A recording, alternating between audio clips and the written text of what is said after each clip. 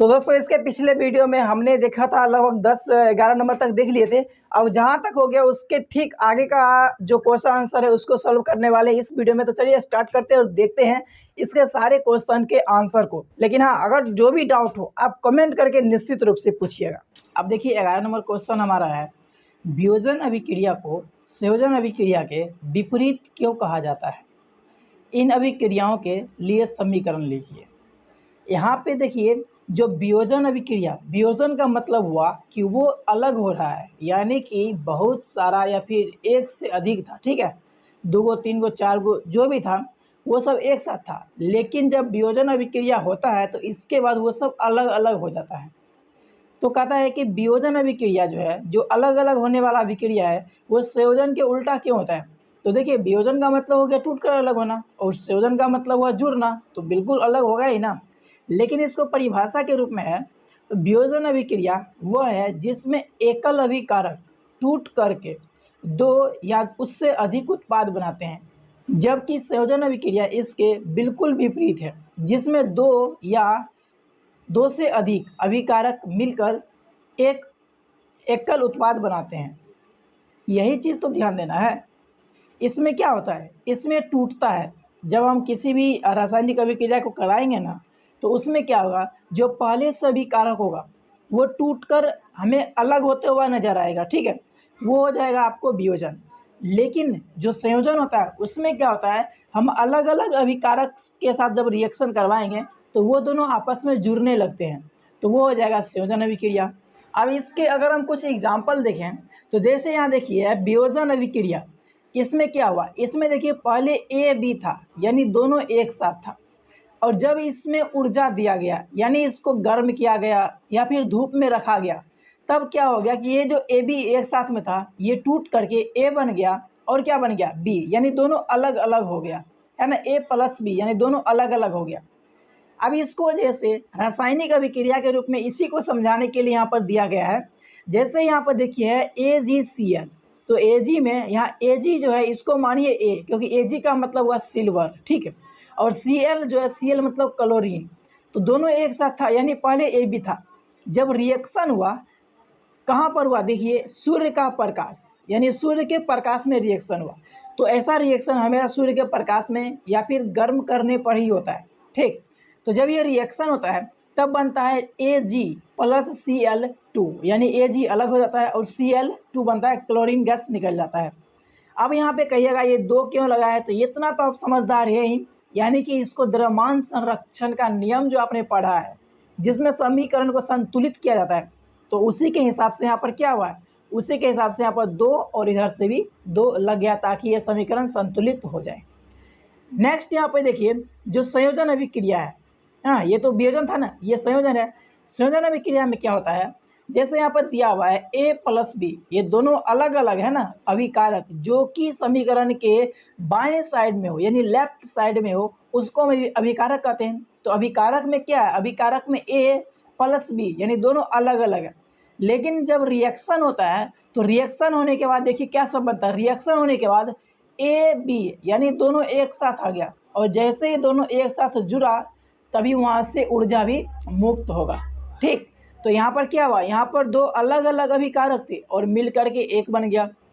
यहाँ पर जरूरी नहीं है कि दो ही हो, 2 से अधिक भी हो सकता है, 3 4 अधिक से अधिक हो सकता है, ठीक है, इसमें कोई कमी नहीं। बस ये है कि दोनों आपस में जुड़ता होगा, यानी अभिकारक में अलग अलग होगा और प्रतिफल में जुड़ जाएगा।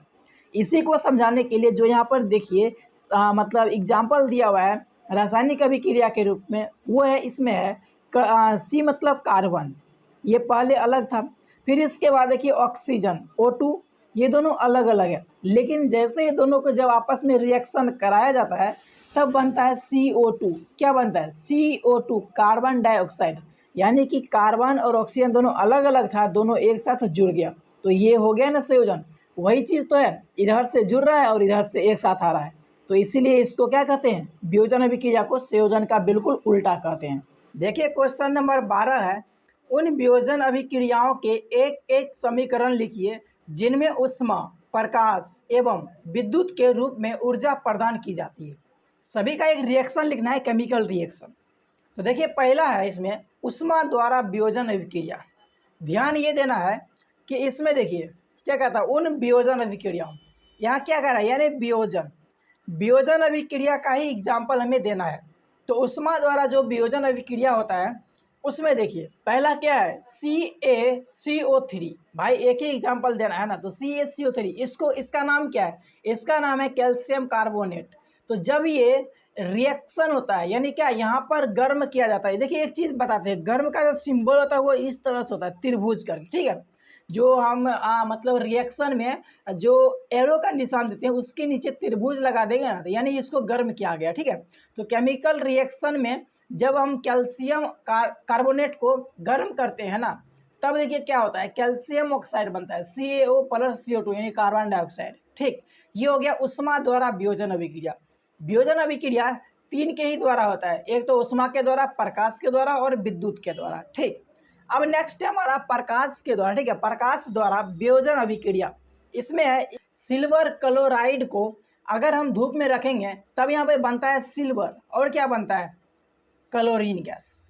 ये रिएक्शन होता है प्रकाश में जब हम अभिक्रिया करवाते हैं तब।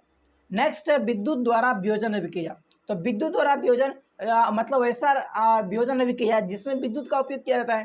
तो देखिए यहाँ क्या है, H2O यानी कि जल। जल को जब हम रिएक्शन करवाएंगे किसी के साथ में, मतलब सिर्फ उसमें क्या करेंगे, हम करंट देंगे।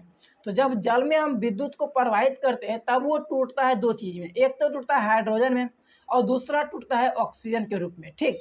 ये हो गया विद्युत द्वारा वियोजन अभिक्रिया। अब देखिए 13 नंबर क्वेश्चन है, विस्थापन एवं द्विविस्थापन अभिक्रिया में क्या अंतर है, इन अभिक्रियाओं के समीकरण लिखिए। यहाँ पर है विस्थापन, यानी कि वैसा जिसमें कोई पदार्थ या फिर धातु जो है ना वो अपने से कम क्रियाशील वाले जो भी तत्व पदार्थ धातु जो भी होगा उसको क्या करेगा, विलयन से विस्थापित कर देगा, अलग कर देगा और खुद वहाँ पे जुड़ जाएगा, ठीक। लेकिन द्विविस्थापन में होता है क्या है, द्विविस्थापन में होता है कि वो कहता है भाई तू भी ले लेकिन तू भी मुझे ला, ये दोनों। इसमें कहता है सिर्फ तू हट यहाँ से हट, और ये कहता है हट और एगो ले, ठीक है। इस तरह से पहले हटा लेता है फिर खुद के साथ भी जोड़ लेता है। तो देखिए कहता है विस्थापन एवं द्विविस्थापन अभिक्रिया में क्या अंतर है, इन अभिक्रियाओं के समीकरण लिखिए।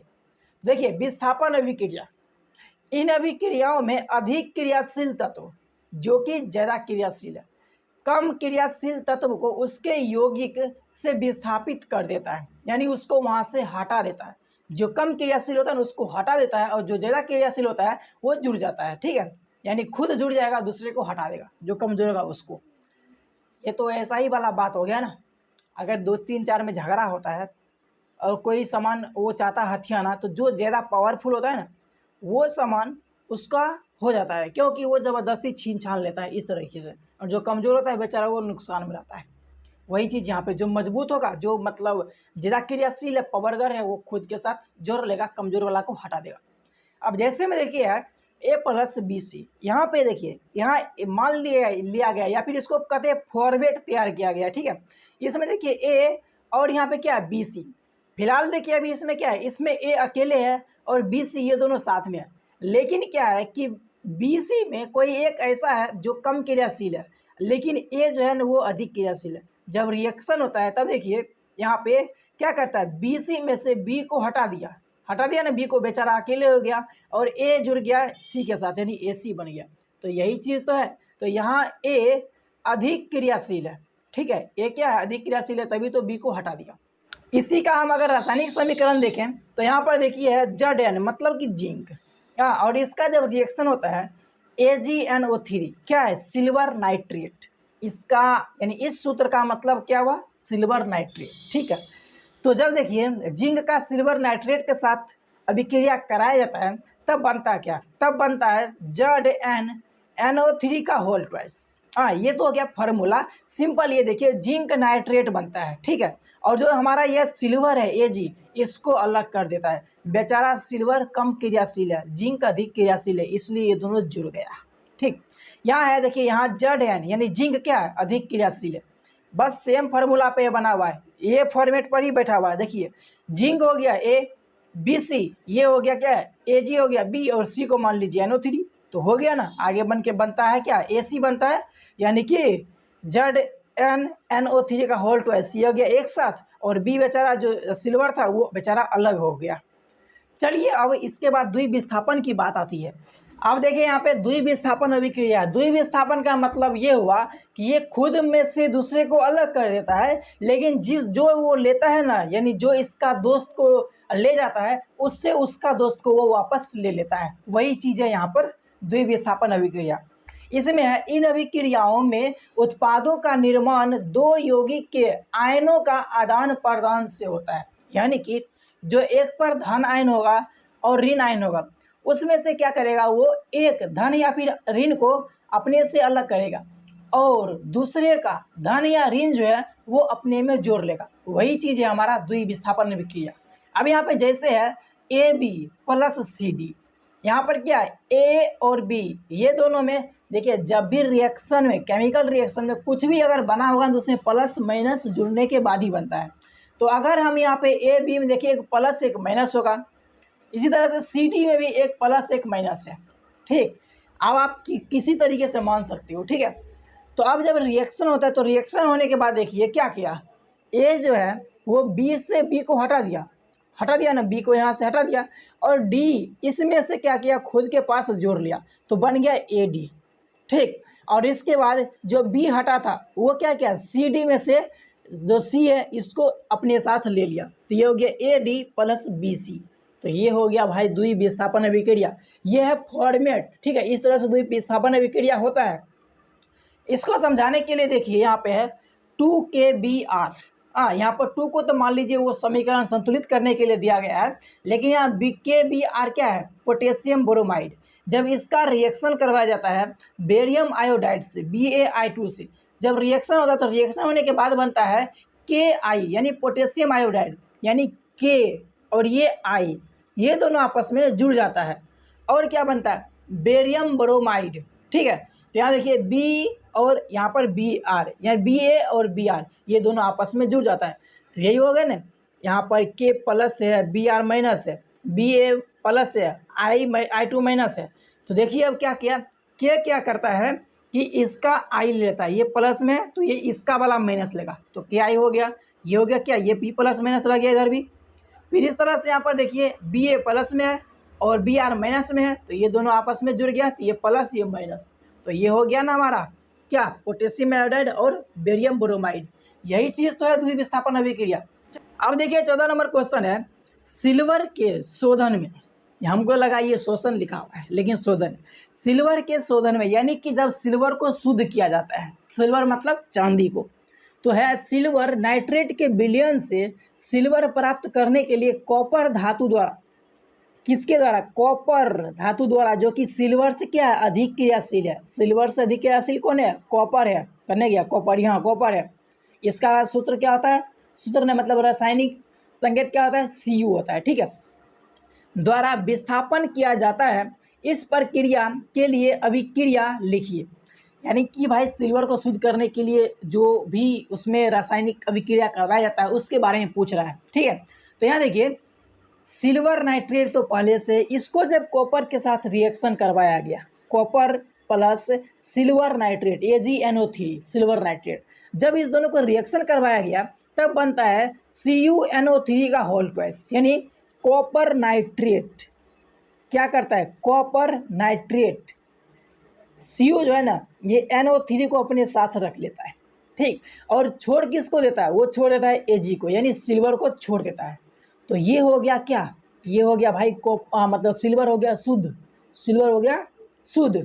लेकिन इसको हम कहेंगे कौन सा अभिक्रिया, विस्थापन या द्विविस्थापन अभिक्रिया, हम नहीं जानते हैं, आप कमेंट करके बताइएगा। ठीक है, ये एक चीज़ और है, विस्थापन, द्विविस्थापन या अवक्षेपण अभिक्रिया।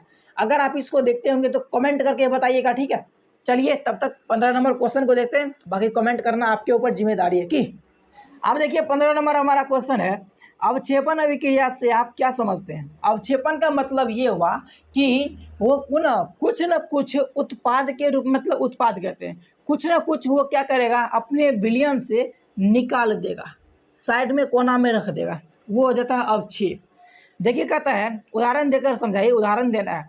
देखिए जिस अभिक्रिया में अविलय अवक्षेप का निर्माण होता है, अवक्षेपण अभिक्रिया कहलाता है। अवक्षेपण का मतलब हुआ वही चीज़ भाई, उसमें से क्या करेगा, छांट करके कोनो कोना में या फिर पेंदी में बैठा देगा, वही चीज़ तो होता है अवक्षेपण अभिक्रिया। जैसे में BaCl2 प्लस K2SO4 जब रिएक्शन होता है तब बनता है BaSO4 यानी बेरियम सल्फेट बनता है। क्या, यहाँ देखिए BaCl2 प्लस K2SO4 जब इस दोनों का रिएक्शन होता है तब बनता है बेरियम सल्फेट, यानी ये Ba क्या करता है कि K2SO4 में से SO4 को निकाल लेता है तो बनता है BaSO4 बेरियम सल्फेट। और क्या बनता है KCl, जो ये वाला जो है इसमें से ये K अपने साथ क्या ले जाता है, अपने साथ ये बेरियम क्लोराइड में से क्लोरीन को ले जाता है तो बनता है पोटेशियम क्लोराइड। ठीक है, तो इस तरह से यहाँ पर अवक्षेप क्या बन रहा है, देखिए अवक्षेप इसमें से एक चीज़ बताइए, ये दोनों में से कौन बनेगा, पोटेशियम क्लोराइड या फिर बेरियम सल्फेट।